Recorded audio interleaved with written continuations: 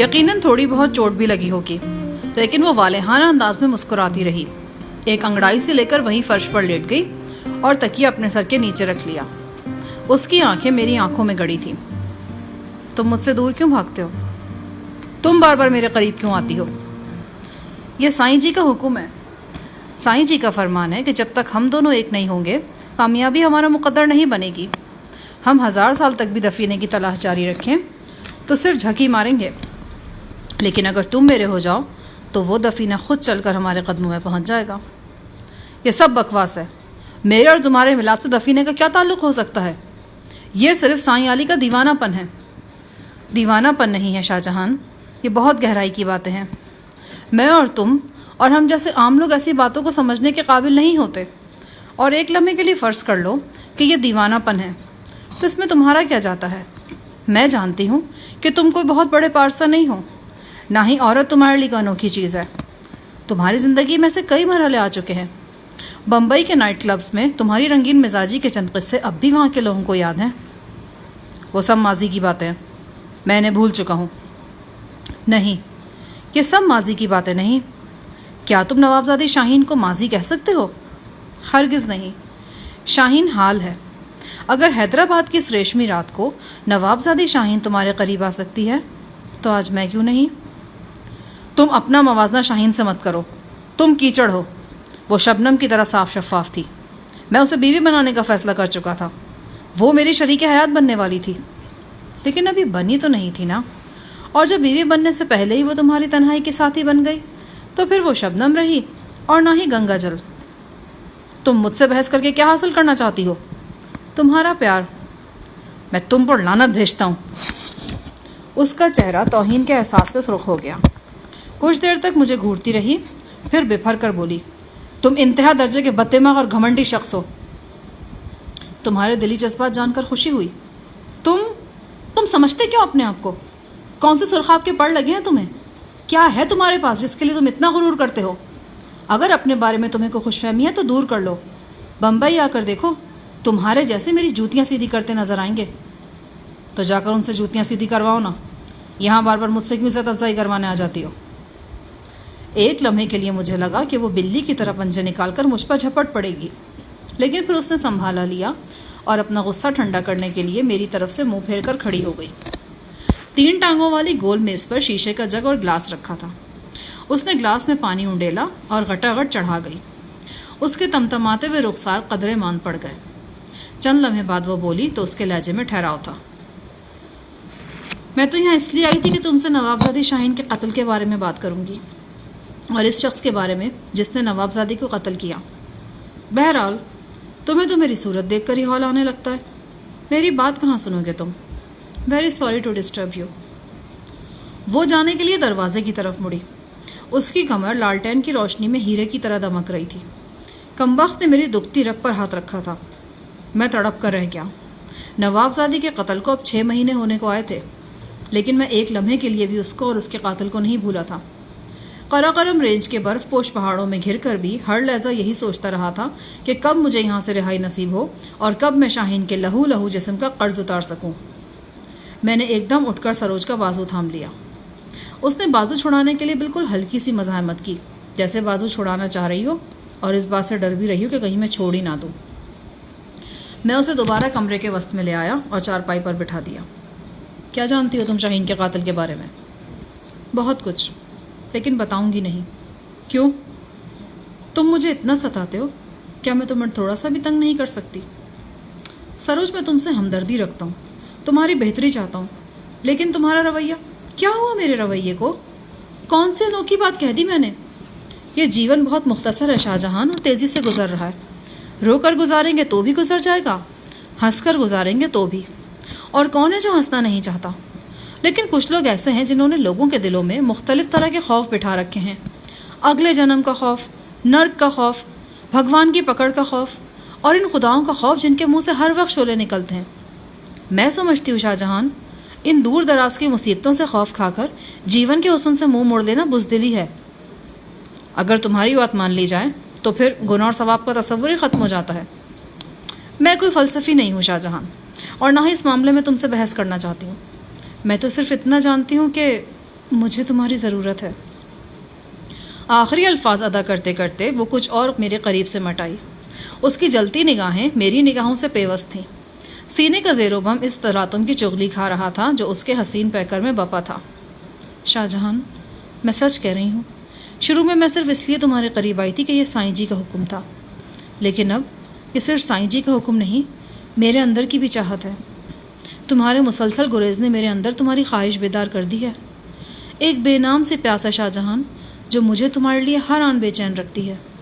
تمہاری خواہش مجھے ایک مرض کی طرح لاحق ہو گئی ہے، اور اس مرض کی دوا تمہارے پاس ہے۔ وہ مجھ سے قریب تر ہوتی جا رہی تھی، بہکی سانسیں میرے چہرے سے ٹکرا رہی تھیں۔ ابھی تو تم مجھ میں سرخاب کا پر ڈھونڈ رہی تھیں اور میری خوش فہمی دور کر رہی تھیں، ابھی تو تم بھی بہت کچھ کہہ رہے تھے۔ اس کی مرمری باہیں میرا گھیراؤ کر رہی تھیں، ایک ایسی خود سپردگی طاری تھی اس پر جو مجھے اپنے ساتھ بہا لے جانے کے لیے بےتاب تھی۔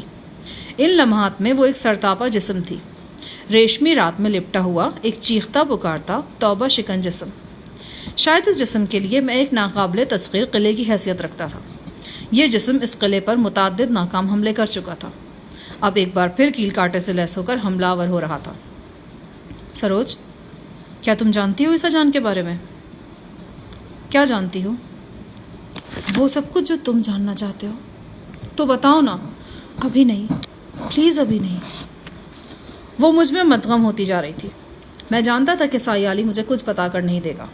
میں نے 2-3 مرتبہ اس سے بات کرنے کی کوشش کی تھی، لیکن وہ بے پر کی اڑانے لگا تھا، جاپان اور قوقاف کی خبریں سنانے لگا تھا۔ اس کا مطلب تھا کہ مجھے سروج سے ہی کچھ پوچھنا ہوگا۔ شاید یہ بھی سائیں کی کوئی حکمت عملی تھی۔ وہ جان بوجھ کر آئیں بائیں شائیں کر رہا تھا تاکہ میں سروج کے سامنے دستے سوال پھیلاؤں اور وہ ان معلومات کے عوض مجھ سے کوئی شرط منوا سکے۔ مجھ پر جھنجھلاہٹ سوار ہونے لگی۔ جی چاہا اسے اٹھا کر دروازے سے باہر پھینک دوں یا پھر توڑ پھوڑ کر رکھ دوں، لیکن یہ دونوں کام انتہا پسندی کے زمرے میں آتے تھے، اور انتہا پسندی میرے نزدیک ہمیشہ سے ناقابل معافی حماقت رہی ہے۔ میں اس طوفان سے الجھ رہا تھا جو مجھے غرقاب کرنے کے لیے ہر آن اپنی شدت بڑھا رہا تھا، اور ساتھ ساتھ فرار کی کوئی راہ سوچ رہا تھا۔ ایک وقت ایسا بھی آیا جب میں نے اپنے رویے پر غور کیا اور سوچا کہ میں کیوں مسلسل کئی ماہ سے سروج سے گریز کر رہا ہوں۔ جو ہو رہا ہے اس میں میرا کوئی قصور نہیں، تو پھر جو ہو رہا ہے وہ ہو جائے۔ لیکن اگلے ہی لمحے مجھے میرے سوال کا جواب مل گیا۔ میں سروج کی پیش قدمیوں کی مزاحمت اس لیے کرتا تھا کہ لاشعوری طور پر میں اسے غزالہ کی دشمن سمجھتا تھا۔ مجھے وہ دن اچھی طرح یاد ہے جب فرید کوٹ کے نوا میں ایک ویران کھنڈر کے اندر سائیں علی نے غزالہ کو صرف اس لیے بے عزت کیا تھا کہ وہ غزالہ کو مجھ سے دور کر کے سروج کو مجھ پر مسلط کرنا چاہتا تھا، اور وہ بہت حد تک اپنے مقصد میں کامیاب بھی رہا تھا۔ سائیں علی کی تیز ترش توہین آمیز باتیں ہی تھیں جنہوں نے غزالہ کو تیزی کے ساتھ مجھ سے دور کر دیا تھا، اور پاکستان واپس آ کر اس نے فوری طور پر شادی کا فیصلہ کر لیا تھا۔ غزالہ مجھ سے دور ہو گئی تھی اور سائیں علی اپنے منصوبے کے دوسرے حصے کو عملی جامہ پہنانے میں لگا ہوا تھا۔ وہ بار بار مجھے اور سروج کو رنگین تنہائیاں فراہم کر رہا تھا۔ بے شک سائیں علی میں حیران کن صلاحیتوں کا سراغ ملتا تھا، اور میں دھیرے دھیرے ان صلاحیتوں کا معترف بھی ہو رہا تھا، لیکن سروج کے حوالے سے سائیں کا رویہ مجھے دل سے پسند نہیں تھا۔ مجھے لگا کہ میرے سینے میں غم کا گاڑھا دھواں پھیل رہا ہے۔ یہ ہوش ربا لڑکی جو میرے بہت قریب میری باہوں میں تھی، میری محبت کی دشمن تھی۔ مجھے غزالہ سے دور کرنے میں اس کا بھی اہم کردار تھا۔ کیا میں احساس ضیاء سے اتنا عاری ہو چکا ہوں کہ آج سب کچھ بھول کر اس کی مربری باہوں میں گم ہو جاؤں؟ نہیں، ہرگز نہیں۔ میں ایسے سینکڑوں حسین جسم غزالہ کی محبت کے احترام میں ٹھوکر سے اڑا سکتا ہوں۔ جو ہی یہ سوچ میرے ذہن میں ابھری، سروج کا بے پایا ہجان مجھ پر بے اثر ہو گیا۔ میں نے ہاتھ بڑھا کر لالٹین کی لو تیز کر دی۔ یہی وقت تھا جب بند دروازے پر زور سے دستک ہوئی۔ سروج ٹھٹک کر رہ گئی۔ کوئی اچھلتا ہوا سمندر اس کے اندر یکلخت منجمد ہو گیا تھا۔ اس نے لالٹین بجھائی اور اپنے اوپر چادر کھینچ لی۔ میں دروازے پر پہنچا۔ باہر ریحان کھڑا تھا۔ کیا بات ہے ریحان؟ آپ سو رہے تھے؟ نہیں، کوشش کر رہا تھا۔ افسوس کہ میں نے آپ کو بے وقت ڈسٹرب کر دیا۔ دراصل مجھ سے برداشت نہیں ہو پا رہا تھا۔ لگ رہا تھا کہ یہ رات ایک پہاڑ بن جائے گی اور میں عمر بھر اسے کاٹ نہیں سکوں گا۔ وہ بہت جذباتی بلکہ آبدیدہ نظر آ رہا تھا۔ میں نے اسے ساتھ لیا اور سیڑھیاں چڑھ کر بالائی کمرے میں آ بیٹھا۔ گھڑی کی سوئیاں رات 11 بجے کا وقت بتا رہی تھیں۔ ڈیرے کے اندر اور باہر مکمل خاموشی تھی۔ بس کبھی کبھی رکھوالی کا کتا بھونکتا تھا یا پھاٹک کے قریب لگے ہوئے زرد اور سبز جھنڈے سرد ہوا کے زور سے پھڑپڑاتے تھے۔ ساتھ والے کمرے میں سمن کے قریب صفیہ گہری نیند سو رہی تھی۔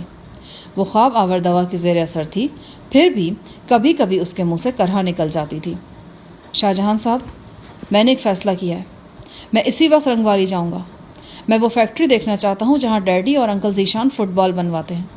میرے خیال میں اگر آپ کی اطلاع درست ہے اور ڈیڈی واقعی جعلی دوائیں بنانے کے کاروبار میں ملوث ہیں تو پھر یہ کام ضرور فیکٹری میں ہوتا ہوگا۔ تمہارے اس شک کی کوئی وجہ ہے؟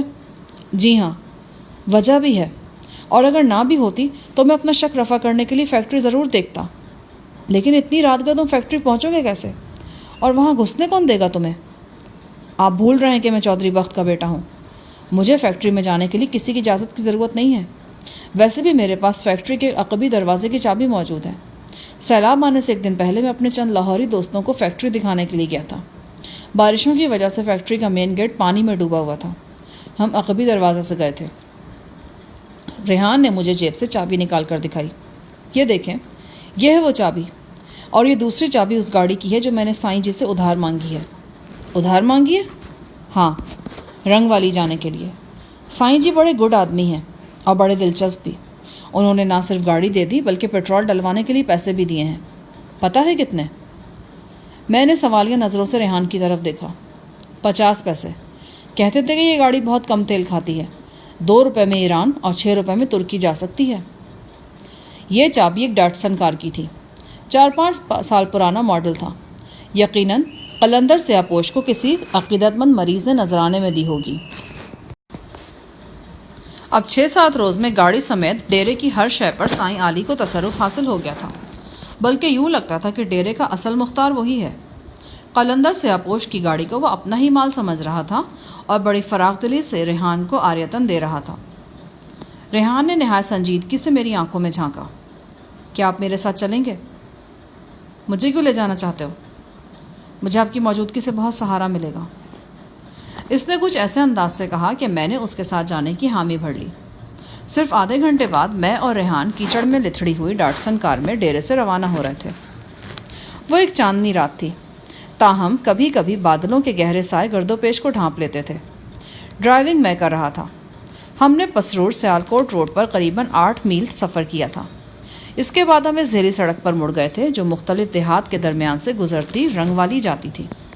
ہمیں رنگ والی نہیں جانا تھا بلکہ 2-3 میل ادھر ہی اس فیکٹری میں رک جانا تھا جو چودھری کی ملکیت تھی اور جہاں فٹ بال تیار ہوتے تھے۔ اب ہم منزل کے قریب پہنچنے والے تھے۔ اس علاقے میں سیلاب کے آثار ابھی تک موجود تھے۔ 5-6 روز گزر جانے کے باوجود کئی جگہوں سے ابھی بھی پانی نہیں اترا تھا۔ کھیتوں میں فصل لیٹی ہوئی نظر آ رہی تھی اور فضا میں مردہ مچھلیوں کا تعفن تھا۔ جو ہی ہمیں دور فاصلے پر فیکٹری کی عمارت کا حوالہ نظر آیا، ہم نے گاڑی بند کی اور نیچے اتر آئے۔ قیوم کے ساتھی سے چھینی ہوئی خودکار رائفل میرے پاس موجود تھی۔ سردی سے بچنے اور رائفل چھپانے کے لیے میں نے چادر کی بکل مار رکھی تھی۔ اس کے علاوہ پنڈلی کے ساتھ خنجر بھی موجود تھا۔ ریحان نے اپنے کوٹ کی جیب سے ایک ٹارچ نکال کر جلائی اور ہم احتیاط سے پگڈنڈی آگے چلنے لگے۔ ہمارے ارد گرد گنے اور چاول کے کھیت تھے۔ چاول کے کھیتوں کو خاص طور سے نقصان پہنچا تھا۔ 1-2 جگہ مویشیوں کی لاشیں بھی نظر آئیں۔ ایک طویل چکر کاٹ کر ہم فیکٹری کے عقب میں پہنچ گئے۔ یہاں لوہے کی چادر کا ایک بڑا گیٹ موجود تھا۔ آثار سے نظر آتا تھا کہ فیکٹری میں آمد و رفت کے لیے یہ راستہ شاذ و نادر ہی استعمال کیا جاتا ہے۔ یہاں چوکیدار کے لیے چھوٹا سا پختہ کیبن بھی بنا ہوا تھا، مگر کیبن میں روشنی تھی اور نہ ہی چوکیدار۔ آہنی گیٹ کا قفل کھول کر ہم اندر داخل ہو گئے اور گیٹ دوبارہ بند کر دیا۔ قفل اس لیے نہیں لگایا کہ شاید ہمیں جلدی میں یہاں سے نکلنا پڑے۔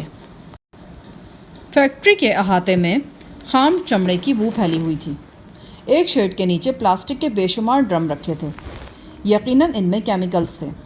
اندازہ ہوتا تھا کہ ریحان فیکٹری کے پیچ و خم سے بخوبی واقف ہے۔ وہ مجھے تنگ و تاریک راہداری سے گزار کر ایک چھوٹے سے اسٹور نما کمرے میں لے آیا۔ اس کمرے میں لوہے کی ایک وزنی الماری موجود تھی۔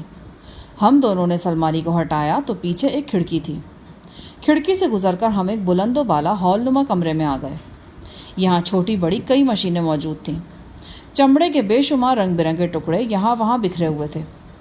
ٹارچ کی روشنی کچھ دیر اس ہال میں گردش کرتی رہی، پھر ایک چوبی دروازے پر آ کر ٹھہر گئی۔ دروازے پر ایک بڑا تالا لگا ہوا تھا۔ ریحان نے سرگوشی میں کہا، ہمیں یہ تالا توڑنا ہوگا۔ ہم دونوں نے دھیان سے تالے کا جائزہ لیا۔ تالا توڑنے کی نسبت کہیں زیادہ آسان کام یہ تھا کہ دروازے کی کنڈی اکھاڑ دی جائے۔ میں نے مشینوں کے قریب سے ایک بڑا پیچکس ڈھونڈا۔ 5-10 منٹ کی محنت شاقہ کے بعد ہم یہ کنڈی اکھاڑنے میں کامیاب ہو گئے۔ یہ ایک چھوٹا سا دفتر تھا۔ اندر 2 دروازے تھے۔ ایک ملحقہ باتھ روم کا تھا، دوسرا ایک مستطیل کمرے میں کھلتا تھا۔ جو ہی ہم اس کمرے میں داخل ہوئے، میرے نتھنوں میں وہی بو گھسنے لگی جس کا تجربہ اسپتالوں کی راہداریوں میں ہوتا ہے۔ یہ مختلف ادویات کی ملی جلی بو تھی۔ ریحان کا اندازہ 100% درست نکلا تھا۔ جعلی ادویات کی تیاری کا کام اسی فیکٹری میں انجام پا رہا تھا۔ چند لمحے بعد ہم نے خود کو ایک اور ہال میں پایا۔ ٹارچ کا روشن دائرہ چاروں طرف حرکت کر رہا تھا اور ہماری آنکھیں حیرت سے کھلتی جا رہی تھیں۔ یہ ایک مکمل فارماسیوٹیکل یونٹ تھا۔ دیواروں کے ساتھ ساتھ دواؤں کے بے شمار کارٹن چنے ہوئے تھے۔ ان کارٹنز پر 2-3 مختلف مشہور کمپنیوں کے لیبل نظر آ رہے تھے۔ میں نے ایک فلنگ مشین کے قریب پڑے کارٹن کو کھولا۔ اس میں ایک اینٹی بائیوٹک کے انجیکشن تھے۔ لیبل پر معروف کمپنی کا نام تھا، لیکن یہ انجیکشن اس دیہاتی فیکٹری کے اس نیم تاریک کمرے میں تیار ہو رہے تھے۔ میں نے دیکھا، ریحان کے چہرے پر زلزلے کے آثار تھے۔ ٹارچ اس کے ہاتھوں میں کانپ جا رہی تھی۔ I can't believe it۔ اس نے بے خیالی میں سرگوشی کی اور پھر جیسے بے دم سا ہو کر ایک اسٹول پر بیٹھ گیا۔ اپنے چودھری باپ اور چچا کے بارے میں اس کے خوبصورت تصورات کا بت چکنا چور ہو گیا تھا۔ پہلے اس نے اس عورت کی عبرتناک حالت دیکھی تھی جسے وہ چھوٹی امی کہتا تھا اور جسے چودھری بخت بڑی محبت سے LP پکارتا تھا۔ اب اس نے اپنے باپ کا وہ روپ بھی دیکھ لیا تھا جو انسانی زندگیوں سے کھیلتا تھا۔ یہ روپ دوا کے لیے ترستے ہوئے لوگوں میں موت بانٹتا تھا۔ میں نے محسوس کیا کہ میرے ساتھ ساتھ ریحان بھی چودھری کے اس روپ کو بدترین سمجھ رہا ہے۔ لال کوٹھی میں صفیہ کے ساتھ جو کچھ ہوا تھا وہ قابل صد مذمت تھا، لیکن پھر بھی اس کے بد اثرات 1-2 افراد تک محدود تھے۔ اس فیکٹری کی آڑ میں جو کچھ ہو رہا تھا وہ ایک قتل عام تھا، ایک درندگی تھی جس پر جتنے بھی آنسو بہائے جاتے کم تھے۔ کوئی بیمار بچہ تصور کرے جس کا مفلس باپ قرض مانگ کر دوا لاتا ہے اور بچے کے منہ میں ٹپکاتا ہے۔ وہ کیا جانے کہ دوا لایا ہے کہ سادہ پانی لایا ہے یا زہر لایا ہے۔ روتی بلکتی دکھی انسانیت کے ساتھ ایسا سفاک مذاق تو آسمان کا سینہ بے شک کر دیتا ہوگا۔ میرا جی چاہا چودھری بخت میرے سامنے ہو اور میں نتائج سے بے پرواہ ہو کر اسے قتل کر دوں، یا پھر اسی ہال کی چھت سے رسہ لٹکاؤں اور ان مشینوں کے درمیان اسے پھانسی دے دوں۔ سچ کہتے ہیں، لالچ کا کوئی کنارہ نہیں ہوتا۔ چودھری بخت ایک لینڈ لارڈ تھا، وسیع جائیداد تھی، کاروبار تھا اور کاروبار سیاست بھی تھا۔ پھر بھی وہ جعلی ادویات کے اس مذموم دھندے میں ملوث تھا۔ میں نے ثبوت کے طور پر کچھ دواؤں کے نمونے ایک شولڈر بیگ میں ڈال لیے۔ اچانک سناٹے میں ایک گرجدار آواز گونجی، کون ہے؟ اوے میں پوچھتا ہوں کون ہے؟ اس کے ساتھ ہی فائر ہوا اور کسی شارٹ گن کے چھرے قریبی کھڑکی کا شیشہ توڑتے ہوئے نکل گئے۔ ریحان نے ٹھٹک کر ٹارچ بجھا دی اور ہم دونوں ایک ستون کی اوٹ میں ہو گئے۔ میں نے رائفل کندھے سے اتار کر ہاتھ میں لے لی اور باہر سے آنے والی آوازوں پر غور کرنے لگا۔ کسی کے بھاگتے قدموں کی دھپ دھپ ابھری اور پھر 222 کی تڑتڑاہٹ سے خاموش فضا میں تہلکہ مچ گیا۔ ریحان ستون کے ساتھ چمٹا ہوا تھا۔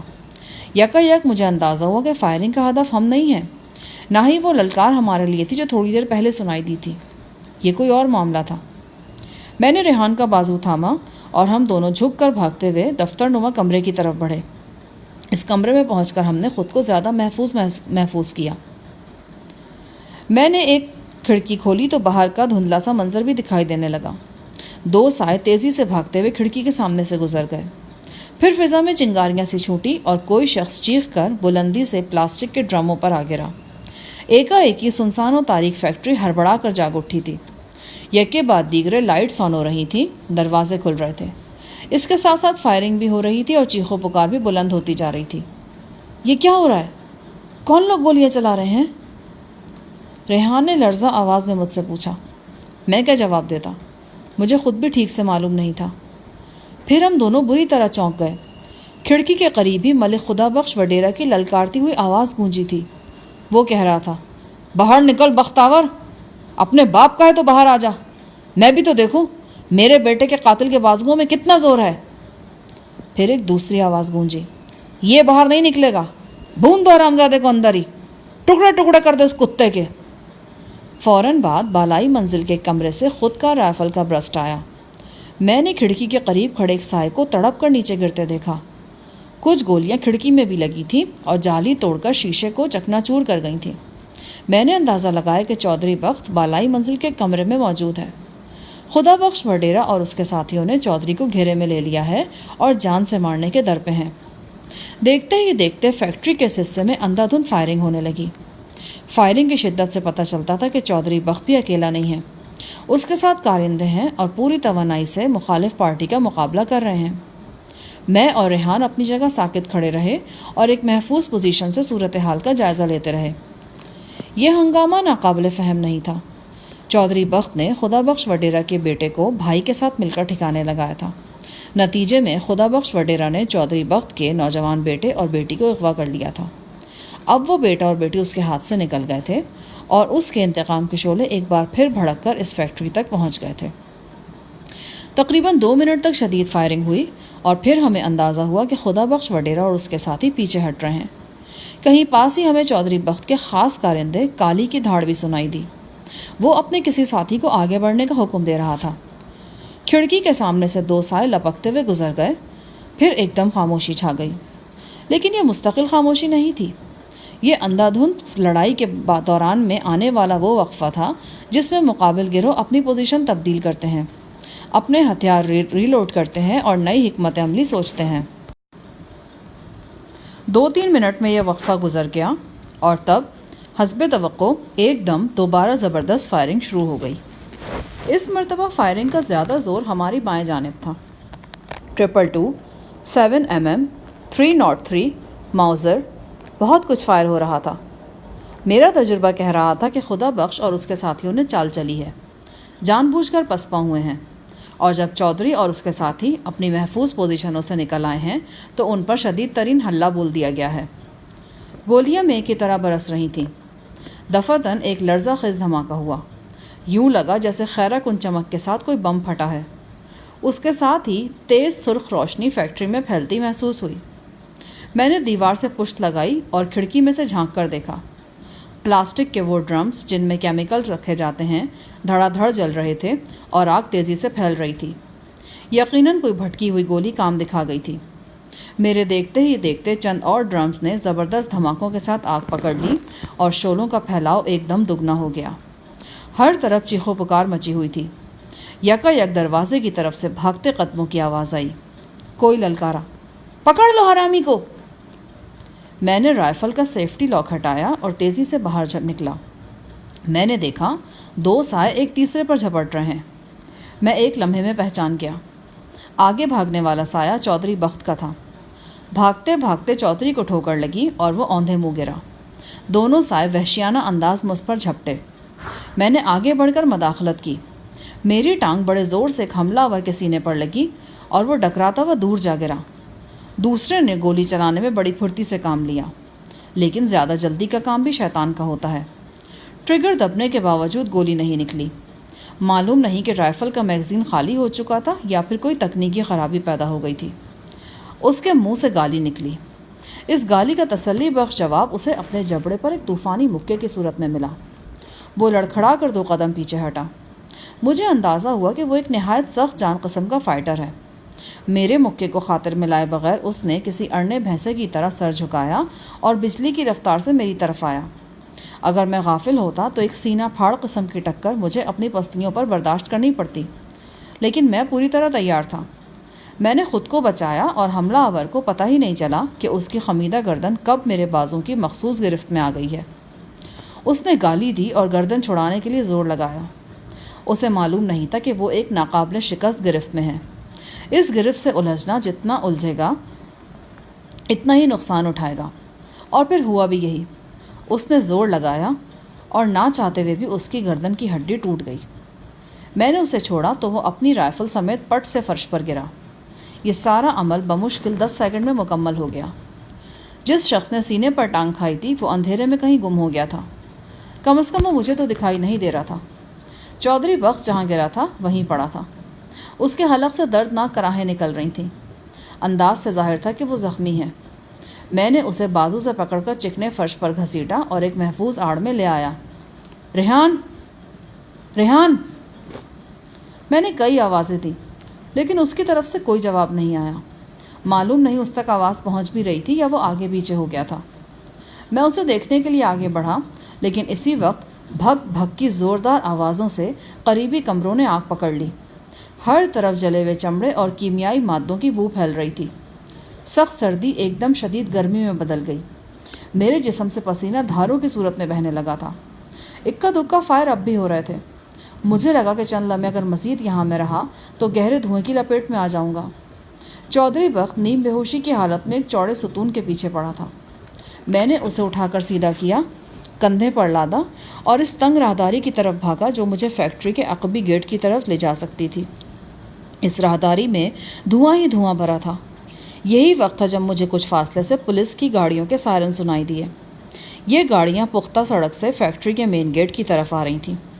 میں نے باقی باندھا فاصلہ تیزی سے طے کیا اور فیکٹری کے اس عقبی دروازے تک پہنچ گیا جہاں سے داخل ہوا تھا۔ میری احتیاط کام آ گئی۔ اگر جاتے وقت ہم گیٹ مقفل کر جاتے تو اب مصیبت ہو جاتی، کیونکہ چابی ریحان کے پاس تھی۔ گیٹ سے نکل کر میں نے 30-40 گز کا فاصلہ تیزی سے طے کیا اور گنے کے کھیت میں داخل ہو گیا۔ یہ کھیت کافی دور تک چلا گیا تھا۔ میں کھیت کے اندر ہی اندر چلتا گاڑی کی طرف بڑھنے لگا۔ میرے عقب میں شعلے بلند ہو رہے تھے۔ فیکٹری کا ایک حصہ دھڑا دھڑ جل رہا تھا اور چمڑے کی بو ہر طرف پھیل رہی تھی۔ میرے ہاتھ میں رائفل تھی اور کندھے پر لال کوٹھی کا بڑا چودھری۔ میں ہر خطرے کا مقابلہ کرنے کے لیے پوری طرح تیار تھا۔ میرے دل میں یہ موہوم سی امید موجود تھی کہ ریحان کسی طرح گاڑی تک پہنچ گیا ہو، لیکن گاڑی تک پہنچ کر یہ امید ٹوٹ گئی۔ گاڑی میں ڈرائیو کر کے لایا تھا اور چابی بھی میرے پاس تھی۔ میں نے نیم بے ہوش چودھری بخت کو گاڑی کی پچھلی نشست پر ڈالا اور خود ڈرائیونگ سیٹ پر آ گیا۔ ہیڈ لائٹس جلانا مناسب نہیں تھا۔ میں نے تاریکی میں ہی ڈرائیو کرنے کا فیصلہ کیا۔ قلندر سیاپوش کے ڈیرے کا منظر تھا۔ ایک اندرونی کمرے میں چودھری بخت چارپائی پر لیٹا تھا۔ سرخ رنگ چودھری بخت کی کمزوری تھا۔ اس وقت بھی چودھری نے سفید شلوار قمیص پر گہری سرخ جرسی پہن رکھی تھی۔ اس جرسی پر خون کے دھبے تھے اور شلوار قمیص بھی خون میں تر بتر ہو رہی تھی۔ گولی چودھری کے کولے سے ذرا نیچے ران میں لگی تھی اور ابھی جسم میں ہی تھی۔ صفیہ کے انجیکشنوں میں سے ایک خواب آور اور ایک درد کش انجیکشن میں نے چودھری کو لگا دیا۔ مناسب طبی امداد ملنے تک اس کے سوا اور کیا کیا جا سکتا تھا؟ خون بے تحاشا بہنے کے بعد وہ خود ہی رک گیا تھا۔ اب چودھری کا رنگ لیمو کی طرح زرد ہو رہا تھا۔ یہاں ڈیرے پر پہنچتے ہی چودھری نے مجھے پہچان لیا۔ اس نے مجھ سے پہلا سوال ہی یہ کیا کہ صفیہ کدھر ہے؟ میں نے کہا تھا، تمہاری توقع کے برخلاف وہ ابھی قبر میں نہیں پہنچی۔ چودھری مجھ سے بد کلامی کرنے لگا۔ اس کا خیال تھا کہ میں نے ملک خدا بخش وغیرہ کے ساتھ مل کر فیکٹری پر حملہ کیا ہے۔ اس کے علاوہ وہ ریحان اور سمن کی گمشدگی میں بھی مجھے ملوث کر رہا تھا۔ میں نے اس کی یہ غلط فہمیاں دور کرنے کی کوشش بھی نہیں کی۔ مجھے ریحان کی فکر تھی۔ جو ہی چودھری پر گہری غنودگی طاری ہوئی، میں باہر نکل آیا۔ میرا ارادہ تھا کہ ریحان کی تلاش میں نکلوں۔ سمن بھی بے حد پریشان تھی۔ کہنے لگی کہ وہ میرے ساتھ جائے گی۔ میں نے اسے ڈانٹا اور صفیہ کے پاس رہنے کی تلقین کی۔ ابھی میں ڈیرے کے گیٹ سے نکلا ہی تھا کہ مسئلہ حل ہو گیا۔ میں نے ریحان کو دیکھا۔ وہ تیز قدموں سے میری طرف آ رہا تھا۔ ریحان ایک موٹر سائیکل سوار سے لفٹ لے کر یہاں پہنچا تھا۔ وہ بالکل خیریت سے تھا۔ دراصل آگ اور دھوئیں کی لپیٹ سے بچنے کے لیے وہ کھڑکی سے کود کر فیکٹری کے برآمدے کی طرف چلا گیا اور بعد ازاں شدید افراتفری کا فائدہ اٹھا کر باہر نکل گیا۔ چنگاریوں کی وجہ سے اس کے کپڑوں میں سوراخ ہو گئے تھے اور آنکھیں دھوئیں سے سرخ ہو رہی تھیں۔ میں اسے لے کر ڈیرے میں آ گیا۔